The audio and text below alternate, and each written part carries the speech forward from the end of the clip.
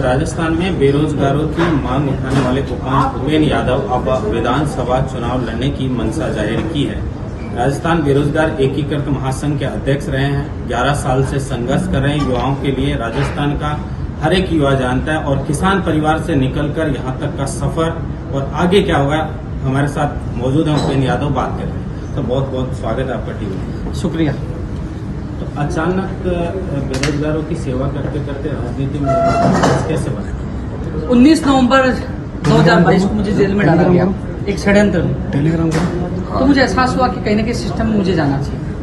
और जब लगातार मैं कार्यालय में युवा बेरोजगार संवाद कार्यक्रम करता हूँ, युवाओं को देखता हूँ, उनका दर्द देखता हूँ, उनके आंसू देखता हूँ, उनकी पीड़ा देखता हूँ, तो कहीं ना कहीं ये लगता है कि कहीं ना कहीं सिस्टम में जाकर उनकी आवाज और भी बुलंद करनी चाहिए। अब जब तुलनात्मक चीजें देखी जाती है तो 40 से 50 लाख युवा बेरोजगार है और एक व्यक्ति से 4 या 5 लोग जुड़ते हैं तो 2 से 2.5 करोड़ इनकी संख्या होती है।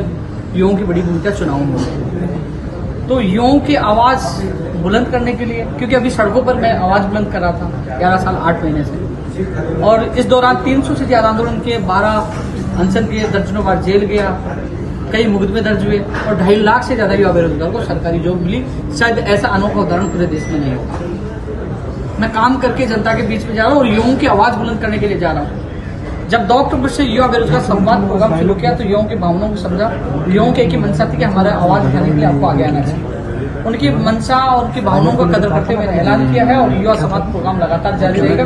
और इस दौरान विभिन्न पार्टी के नेताओं से मुलाकात करके उनकी कार्य योजना, पेपर लीक को लेकर, भर्तियों को लेकर, लंबित भर्तियों को लेकर, विद्यार्थी भर्तियों को लेकर, नियम संशोधन को लेकर, तमाम चीजों को लेकर उनकी कार्य योजना को जानेंगे कि या वो युवाओं के लिए क्या कर सकते हैं, उनके घोषणा पत्र देखेंगे। उसके बाद हम ये भी निर्णय लेंगे किस पार्टी के साथ जाएंगे, किस पार्टी के साथ नहीं जाएंगे।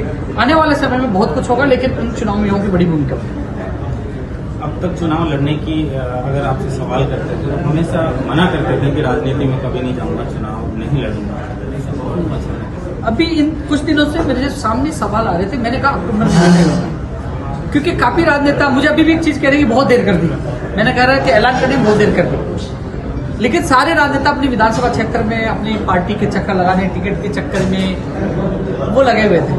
मैं युवा बेरोजगारों के भविष्य के चक्कर में लगा हुआ था कि आचार संहिता से पहले ज्यादा युवाओं को मैं नौकरी दिला दूं, उनकी जॉब दिला दूं, नियुक्ति दिला दूं, भर्तियां निकलवा दूं, उस चक्कर में लगा हुआ था। मैंने कभी भी मेरा भविष्य नहीं देखा। मैंने हमेशा युवाओं के लिए मांगा है। दोनों सरकारों, दोनों मुख्यमंत्री से मिला तो युवाओं के लिए मांगा है। लेकिन जब युवाओं का दर्द देखा, जब मैं मिलता हूँ, जब उनकी पीड़ा देखता हूं, तो मुझे लगता है कि सिस्टम में जाना चाहिए और जाकर आवाज और भी बुलंद कर सकता हूं। तो उनकी भावनाओं को मद्देनजर रखते हुए मैंने ऐलान किया है। और मैं मानता हूं जिस व्यक्ति ने सड़कों पर संघर्ष किया हो, जिन्होंने दर्द देखा हो, जिन विभाग अधिकारियों की कार्य प्रणाली को समझा हो, तो कहने का मैं नहीं और भी कोई ऐसा व्यक्ति, उसको आगे आना चाहिए और युवाओं की आवाज बुलंद करना चाहिए। सीट फिक्स की है कि कहां से चुनाव लड़ने की मंशा?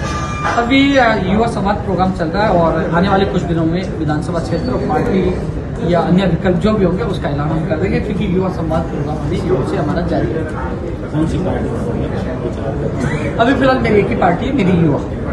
अभी युवा पार्टी से संवाद चल रहा है, उसके बाद हम निर्णय करेंगे। बड़ी दिक्कत है, कांग्रेस का कहना है कि ये बीजेपी का आदमी है और बीजेपी का कहना है कि उपेंद्र यादव कांग्रेस का मुखौटा है। तो दोनों ही पार्टियां आपके एक दूसरे का होने की बात करती है, इसको किसने? देखो, हर व्यक्ति के अलग सोच होती है और युवाओं के लिए मैं लगातार लड़ रहा हूँ।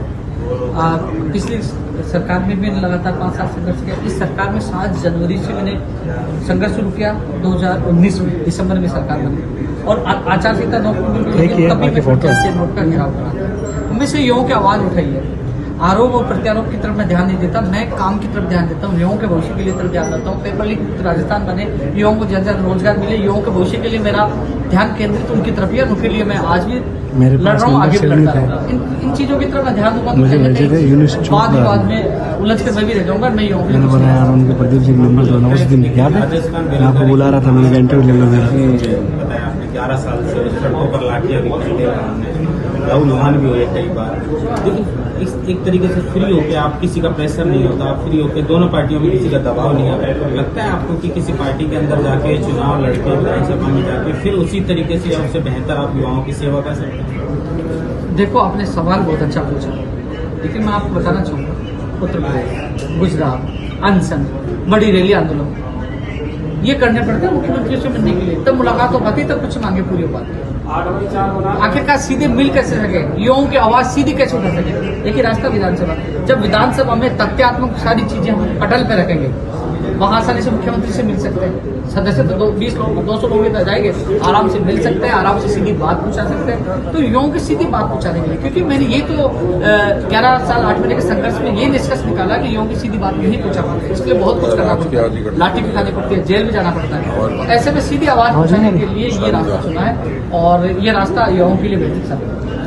देखिए, तो सीधी आवाज विधानसभा में ले जाकर और युवाओं की आवाज उठाने के लिए उपेंद्र यादव ने चुनाव लड़ने की तो घोषणा कर दी, लेकिन अब देखने वाली बात ये होगी कि उपेंद्र यादव किस विधानसभा से और किस पार्टी का दामन थामते हैं। महेंद्र बांसरोटा, TV9 जयपुर।